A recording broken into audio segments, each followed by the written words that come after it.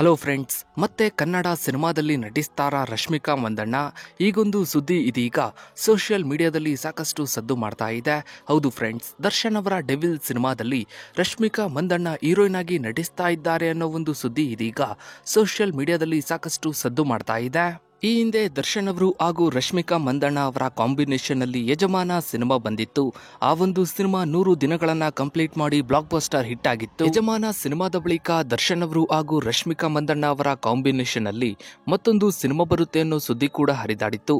ಆದ್ರೆ ರಶ್ಮಿಕಾ ಮಂದಣ್ಣ ಕನ್ನಡ ಸಿನಿಮಾಗಳನ್ನ ಬಿಟ್ಟು ಬೇರೆ ಭಾಷೆಯ ಸಿನಿಮಾಗಳ ಕಡೆ ಮುಖ ಮಾಡಿದ್ರು. ಆದ್ರೆ ಈಗ ಮತ್ತೆ ಕನ್ನಡ ಸಿನಿಮಾವನ್ನ ಮಾಡ್ತಾ ಇದ್ದಾರೆ ಅನ್ನೋ ಒಂದು ಸುದ್ದಿ ಸೋಷಿಯಲ್ ಮೀಡಿಯಾದಲ್ಲಿ ಸಾಕಷ್ಟು ಸದ್ದು ಮಾಡ್ತಾ ಇದೆ. ಈಗಾಗಲೇ ಡೆವಿಲ್ ಸಿನಿಮಾದ ಮುಹೂರ್ತ ಕೂಡ ನಡೆದಿದ್ದು, ಸಿನಿಮಾದ ಶೂಟಿಂಗ್ ಅನ್ನ ಡಿಸೆಂಬರ್ನಿಂದ ಶುರು ಮಾಡ್ತೀವಿ ಅಂತ ಮಿಲನಾ ಪ್ರಕಾಶ್ ಅವರು ಹೇಳಿದ್ರು. ಸದ್ಯಕ್ಕಿರೋ ಮಾಹಿತಿಯ ಪ್ರಕಾರ ಈಗಾಗಲೇ ದರ್ಶನ್ ಅವರ ಡೆವಿಲ್ ಸಿನಿಮಾದ ಶೂಟಿಂಗ್ ಶುರುವಾಗಿದೆ.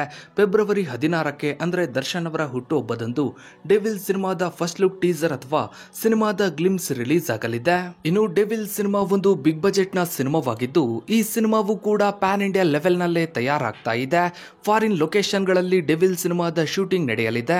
ಇನ್ನು ಡೆವಿಲ್ ಸಿನಿಮಾದಲ್ಲಿ ದರ್ಶನ್ ಅವರು ತುಂಬಾನೇ ಸ್ಟೈಲಿಶ್ ಆಗಿ ಕಾಣಿಸಿಕೊಳ್ತಾ ಇದ್ರೆ, ಮತ್ತೊಂದು ಕಡೆ ಸಿನಿಮಾದ ಹೀರೋಯಿನ್ ತುಂಬಾನೇ ಮಾಡರ್ನ್ ಲುಕ್ ನಲ್ಲಿ ಕಾಣಿಸಿಕೊಳ್ತಾರೆ ಅನ್ನೋ ಒಂದು ಮಾಹಿತಿ ಇದೆ. ಹೀಗಾಗಿನೇ ದರ್ಶನ್ ಅವರ ಡೆವಿಲ್ ಸಿನಿಮಾದಲ್ಲಿ ರಶ್ಮಿಕಾ ಮಂದಣ್ಣ ಅವರು ಹೀರೋಯಿನ್ ಆಗಿ ಕಾಣಿಸಿಕೊಳ್ತಾರೆ ಅನ್ನೋ ಬಗ್ಗೆ ಸೋಷಿಯಲ್ ಮೀಡಿಯಾದಲ್ಲಿ ಚರ್ಚೆಗಳು ನಡೀತಾ ಇದೆ.